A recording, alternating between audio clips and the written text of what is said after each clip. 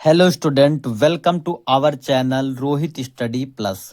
आज के इस वीडियो में हम जयशंकर प्रसाद जी के जीवन के परिचय को कैसे लिखेंगे आप बोर्ड एग्जाम की कॉपी में पूरा बखूबी ढंग से दिखाने वाले हैं और आपको समझाने वाले हैं कि जीवन परिचय में ज़्यादा कुछ याद नहीं किया जाता है।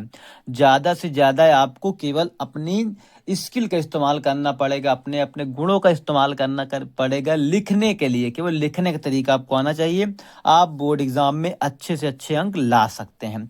सबसे पहला तरीका ये है मेरा कि आप पहले ये मेंशन करें, ये लिखें कि आपका प्रश्न कौन सा करने जा रहे हैं आप। जैसे कि ये मान लो सपोज दैट किसी पेपर में आ गया क्वेश्चन नंबर 5वें पर, तो मैं सीधे सीधे लिखूंगा प्रश्नोत्तर क्रमांक 5। पर इतना ही काफी नहीं है, इसमें यह भी पूछ सकता है कि क्या पता ये 5वें के का नंबर में दिया हो, तो का नंबर में आप लिख देंगे। उसके बाद जिस चीज का जीवन परिचय लिखने जा रहे हैं आप उनका नाम जरूर लिखेंगे, क्योंकि उससे एग्जामिनर को डायरेक्ट पता चल जाएगा कि आप किन के बारे में लिख रहे हैं, जयशंकर प्रसाद।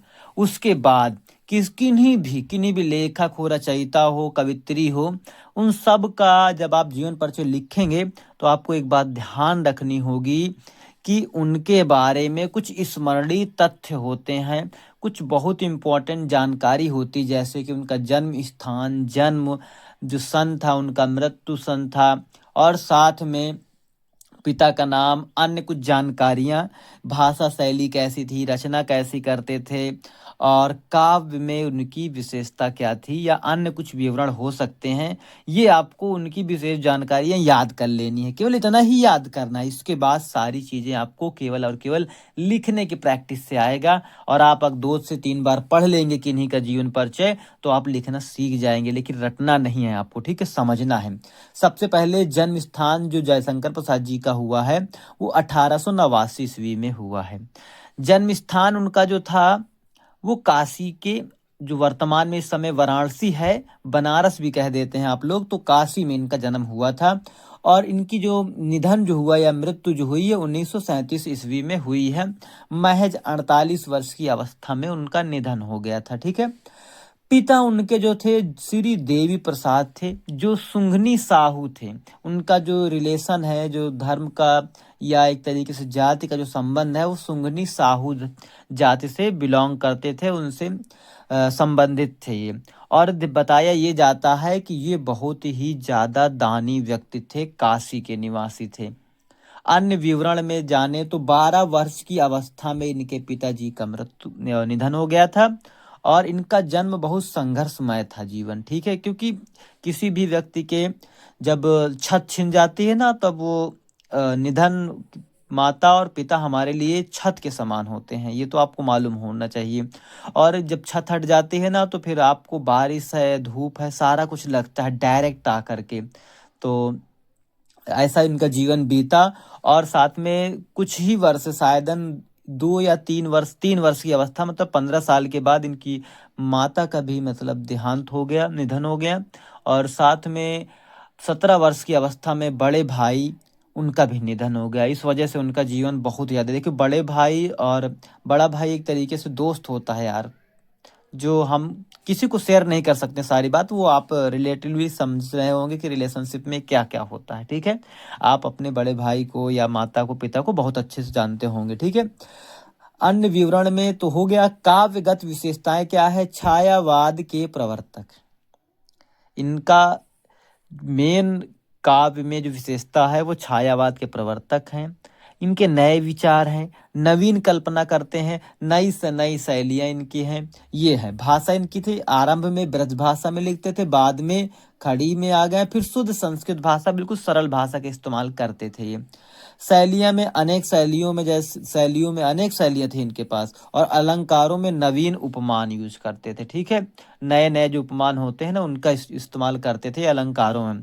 रचनाएं कैसी थी, काव्य में भी रचना थी, नाटक भी किया इन्होंने, नाटक में भी रचना की, उपन्यास में भी किया, कहानी में भी किया, और आदि अनेक बहुत सारे थे। ये संस्मरणीय है, स्मरणीय तथ्य हैं, इनको तो याद ही कर लेना है। इसके बाद हम लिखेंगे जीवन परिचय। जीवन परिचय हेडिंग डाल दीजिएगा। देखिए एक पेज तो आपका वो खत्म ही हो जाएगा, दूसरे पेज में आप जीवन परिचय लिखेंगे, ठीक है। अब हमने अभी कहा था ना कि जो ये हमारे जयशंकर प्रसाद जी थे ना, ये छायावाद के मतलब काव्य के प्रवर्तक भी थे। तो हिंदी में छायावादी काव्य के प्रवर्तक श्री जयशंकर प्रसाद जी का जन्म, देखिए कितना बढ़िया से है कि उनकी विशेषता बताते हुए उनका नाम बताया जा रहा है और उनके जन्म के बारे में बात की जाए। जन्म माघ माह के, माघ एक महीना होता है जो कि जनवरी में ही पड़ता है फिलहाल, और इस समय माघ ही चल रहा है। तो माघ माह के शुक्ल द्विदशी, शुक्ल पक्ष में द्विदशी को मतलब 12 तारीख को संवत है, एक संवत एक टाइम डेट होती है, जैसे हमारे यहाँ अभी एडी चल रहा है, ईस्वी चल रहा है, ठीक है। तो वैसे उस समय संवत 1946 विक्रम संवत था, ठीक। कैसा संवत था? विक्रम संवत था, जो कि 1946 था। लेकिन ध्यान रखिएगा ये 1946 नहीं जन्म स्थान, अब के हिसाब से जो डेट मानेंगे तो वो 1889 ईस्वी में उनका जन्म हुआ था। अभी आपने पढ़ा भी है, काशी के धनी महादानी परिवार में हुआ था। ध्यान रखिए, महादानी, मैंने कहा था कि उनके पिताजी जो थे ना वो बहुत ही दानी थे। आपके पितामह शिव रतन साहू जी काशी के प्रसिद्ध दानी व्यक्तियों में गिने जाते थे। इनके पिताजी जो थे वो दानियों में गिने जाते थे। तो ये दानी परिवार के थे और आपके पिता शिवरतन साहू जी काशी के प्रसिद्ध दानियों में गिने जाते थे।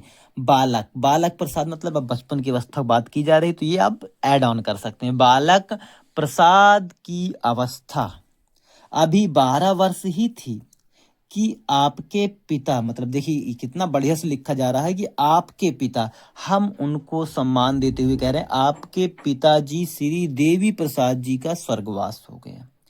क्या हो गया? उनके देवी प्रसाद जी का स्वर्गवास हो गया। ध्यान रखिएगा यहाँ पे जो पितामह लिखा हुआ है, पितामह मतलब उनके बाबा जी, ठीक है, उनके दादाजी का बात की जा रही है। स्वर्गवास हो गया। महज 15 वर्ष की अवस्था में, पर 15 वर्ष की अवस्था में पिता के बाद माता का भी देहांत हुआ। मैं बताया ना 15 वर्ष की अवस्था के बाद माता का भी देहांत हो गया। 12 में पिताजी का और 15 वर्ष की अवस्था में माता जी का देहांत हो गया। 17 वर्ष की अवस्था में बड़े भाई का निधन हो जाने के कारण इन्होंने बहुत सारे दुख देखे अपने जीवन में। उस समय प्रसाद जी 7वीं में पढ़ रहे थे। उस समय कौन सी कक्षा में पढ़ रहे थे? 7वीं कक्षा में पढ़ रहे थे। 19 वर्ष की अवस्था से ही प्रसाद जी ने ऐतिहासिक खोजों तथा छायावादी रचनाओं का प्रारंभ कर दिया था। 19 वर्ष की अवस्था में ही छायावादी रचनाओं का प्रारंभ कर दिया था और ऐतिहासिक खोज करने लग गए थे। प्रसाद जी का सारा जीवन संघर्षों में बीता। ध्यान रखिए, संघर्षों में इनका सारा जीवन बीता, क्योंकि आप समझ सकते हैं जिसके घर में ऐसी कोई स्थिति हो जाती है तो वैसा ही होता है। कठोर परिश्रम के संघर्ष के कारण वे राज्य क्षमा के शिकार हो गए और 14 नवंबर 1937 ईस्वी में केवल 48 वर्ष की अल्प आयु मतलब बिल्कुल कम ही न्यूनतम आयु में परलोकवासी हो गए। ये जयशंकर प्रसाद जी का जीवन परिचय है, लेकिन अभी खत्म नहीं हुआ है। आपने तो कभी जीवन परिचय बताया है, अब इनके बारे में कुछ और जानकारी आपको ऐड ऑन करनी पड़ेगी। वो जानकारी है आपका साहित्यिक योगदान। साहित्य में योगदान इनका क्या था? जयशंकर प्रसाद जी का आधुनिक हिंदी के गौरवपूर्ण विभूति हैं। जयशंकर प्रसाद जी जो है ना आधुनिक हिंदी साहित्य के, हिंदी यहाँ पे साहित्य लिखा होना चाहिए, क्या होना चाहिए? साहित्य के, हिंदी साहित्य के गौरवपूर्ण विभूति हैं। वे छायावाद के प्रवर्तक भी हैं, उन्नायक भी हैं और प्रतिनिधि कवि हैं। छायावाद के प्रवर्तक भी कह सकते हैं, उन्नायक भी कह सकते हैं और प्रतिनिधि भी कह सकते हैं। प्रसाद जी ने अपने काव्य में मानवीय मूल्यों की प्रतिष्ठा की है, ठीक है, मानवीय जो मूल होते हैं उनकी प्रतिष्ठा की है। इनकी प्रमुख रचनाओं के बारे में देखिए, क्लास 10th में आप पढ़ रहे हैं तो केवल एक ही रचना लिखनी होती है, लेकिन अगर क्लास 12th में पढ़ रहे हैं तो बहुत सारी रचनाएं लिखनी पड़ती हैं, तो इसीलिए मैं बहुत सारी लेके आ रहा हूँ। और ध्यान रखिएगा, अगर आप क्लास 10th में आप इन सबको लिख देते हैं, इन सबको याद भी कर लेते हैं, तो आपके एग्जाम में क्वेश्चन तो आ ही जाता है और साथ में आप इसको लिख सकते हैं, ताकि आपकी कॉपी जो है वो स्पेशल हो जाए, आपकी बोर्ड कॉपी सभी से स्पेशल हो जाए, क्योंकि सब लोग ऐसा नहीं करेंगे, आप करेंगे तो आपके लिए स्पेशल हो जाएगा। तो प्रमुख रचनाएं प्रसिद्ध जी सर्वतोमुखी है। सर्व मतलब चारों मुख की प्रतिभा वाले हैं। प्रतिभा के साहित्यकार थे। मतलब एक ही चारों ओर मतलब सरमुखी चारों तरफ, मतलब वो ना काव्य भी, नाटक भी, कहानी भी, उपन्यास भी, निबंध भी, ये सारी चीजें इनकी रचनाएं में हैं। ये सारे तरीके की इन्होंने रचनाएं की, तो इसलिए सर्वतोमुखी कहा गया इनको। प्रतिभा के साहित्यकार थे। आपकी साहित्यिक सेवाओं से साहित्य, हिंदी साहित्य का कोई अंग अछूता नहीं रहा। मतलब इन्होंने हर अंग को छुआ। मतलब साहित्य में जितने अंग हो सकते हैं वो सारे अंग इन्होंने किए। तो पहला काव्य में इनका, काव्य में जो रचना है वो चित्राधार है, झरना है, लहर है, आंसू है, कामायनी है, और आपका करुणामय है तथा प्रेम प्रतीक है। आपने इन सबको सुना भी होगा। आपसे क्वेश्चन भी पूछा जाता है कि जयशंकर प्रसाद, झरना किसकी है रचना है, आंसू किसकी रचना है, आंसू क्या है, काव्य है, कौन सी विधा की रचना है। तो ये सारी चीजें पूछी जाएंगी। काव्य विधा है कामायनी, अगर ये पता होता तो आप कर देते। नाटक में देखिए, अजात शत्रु है, स्कंदगुप्त है, दुरुस्वामिनी है, विशाख है, कामना है, एक घूंट है, जन्मे जय का नाग यज्ञ है। कई बार क्वेश्चन आपसे पूछे जाते हैं ये बोर्ड एग्जाम में। आप केवल यहीं से तैयार कर लेंगे तो आपका बोर्ड एग्जाम में 5-6 नंबर तो इधर हो गया है। 5 नंबर तो आपको किससे मिलने वाले, निबंध लिखने से, सॉरी निबंध नहीं, जीवन परिचय लिखने से। लेकिन आपको इसमें से भी तो मार्क्स मिलने वाले हैं ना, इससे भी तो अंक मिलने वाले हैं जो लिख अभी पढ़ रहे हैं। प्रमुख रचनाएं, उपन्यास देखिए, उपन्यास कंकाल है जैसे। कहानी देख ली, पहले कहानी देख ली, आकाशदीप, इंद्रजाल, प्रतिध्वनि, आंधी तथा छाया। ये इनके क्या है, उपन्यास कहानी है। उपन्यास में कंकाल, तितली, इरावती एक अपूर्ण है, अभी पूर्ण नहीं हुई थी। ये इरावती जो इनकी एक उपन्यास था जो कि पूरा नहीं हो पाया था। शायद इसी समय इनका निधन भी हुआ होगा क्योंकि ये अपूर्ण रह गई थी। निबंध में क्या है, काव्य और कला आदि, ये सारे निबंध थे। तो जयशंकर प्रसाद जी का जीवन परिचय यहीं पर समाप्त होता है। तो आपको देखा कितना बढ़िया इनका व्यक्तित्व रहा होगा।